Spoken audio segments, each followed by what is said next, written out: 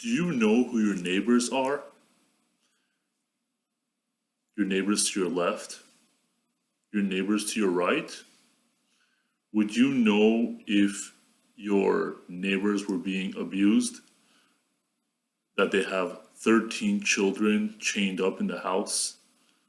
Well, in the next video I'm about to show you, this sister of the mom of the 13 kids apparently didn't know that, there's 13 kids being chained up in the house, malnourished, being abused somehow, not allowed to go to school, not allowed to have friends over, go outside. If you're in this community, this California community just outside of Los Angeles, Paris, California, and you've seen this family go out to Disneyland and other places, Las Vegas, how could you not know there's 13 fucking kids in a house? How could you not see them going in and out when they go on trips? Let's look at the video and listen to this bullshit excuse of a sister who didn't know how her own nieces and nephews were being treated. Louise Turpin's sister, Elizabeth Jane Flores. Elizabeth, thank you very much. I know this is a difficult time for everyone. It was so hard for all of us to hear about your nieces and nephews. What was it like when you first heard the news? Well, I was shocked because my sister and I really haven't had a sister relationship for about 20 years. So other than maybe like a call every once in a while, and sometimes those calls were like a year apart. So I was shocked. I was devastated, just like much of the other world, the rest of the world. I know that you're thinking of the children. You lived for a time when you were in college with your sister and brother-in-law. They had children at that time, a few children at that time. What did you observe about their parenting? Well, I only lived there for a few months, but I thought they were really strict, but I didn't see any type of abuse, I heard that you said that your brother-in-law at the time made you uncomfortable. Yes. How so? Well, like if I went to get in the shower, he would come in there while I was in there and watch me, and it was like a joke. He never touched me or anything, but... Did you say anything to anybody about his actions? No, I was young, I was scared. I was in Texas where I knew nobody, had no family. I was treated like one of the kids kinda, so I had rules. I know, probably looking back, but Well, now that I'm an adult and yeah. I look back, I see things that I didn't see then. Sure. Your parents, I know they attempted over the years to try and see their daughter and their grandchildren. What happened when they would actually fly out to try and see them? Well, my father actually got a flight to go see them one time. I think it was actually in 2012. I'm not really positive, but around that time. And he was so hurt. And me and my dad were real close, and so he had called me. And she told him to not come. He got the ticket, he was going to surprise her, and he called her to tell her he was coming, and she told him not to come. So many people are trying to understand. Your parents tried to contact them. You all were cut off from them.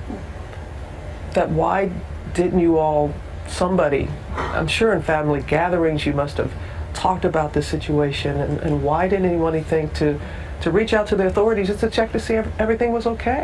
Well, when that happens for 20 years, and it was before the kids even,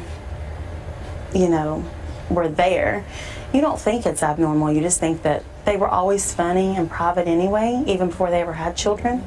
So you don't think about any. Now, if it had been like 2 years ago that she cut us off, then we might think, wow, something's not right.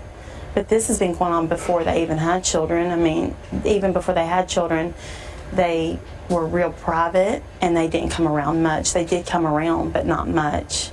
Do you want to reach out to your sister now? I do. What do you want to say to her?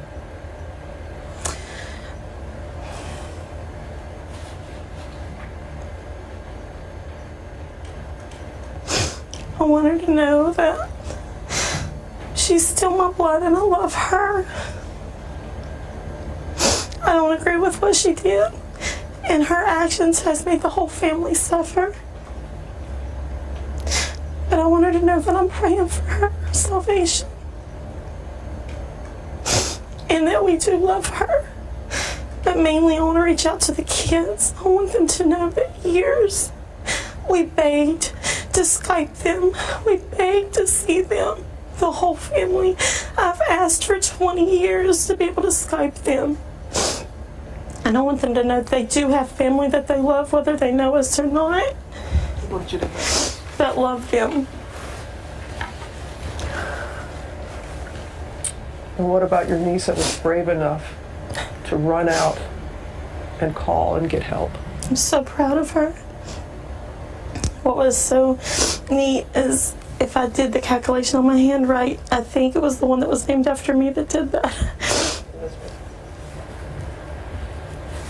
We all want explanations just like everyone else, probably more so. I want them to know that when they feel alone and they feel like nobody cared and they felt like they had no family, that wasn't true. I don't know that Louise and David told them that we have asked repeatedly to have them Skype. And so I wanted the kids to know that there are people that love them and there's family that love them. And I hope to be able to see the children. That's my goal. All right. Elizabeth, thank you very much for coming in and sharing with us. Thanks. Thank you very much.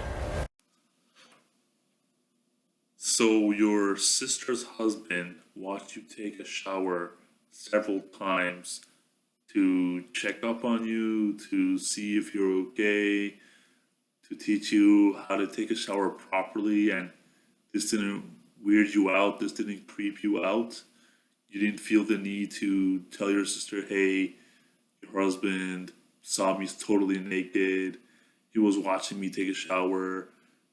You knew they had kids, but you didn't fear or worry that the dad would be a sexual abuser, a weirdo that likes to watch people other than his own wife take a shower. This didn't worry you. I don't believe her story at all. I think she knew something was up and she's complicit. I feel she should be punished. This is the worst dad of 2018. I hope he goes to jail for a really, really long time. This is the worst mom of 2018. She should also go to jail. And she should be punished along with her husband. People must think living near LA area is wonderful. But these poor kids, they had no idea what beauty they lived in, what surrounded them. They were prisoners in their own home. And these are white kids, white American kids, not even illegal immigrants brought in by thugs and gangsters who had to pay some debts. I just feel awful. This is the small ass house.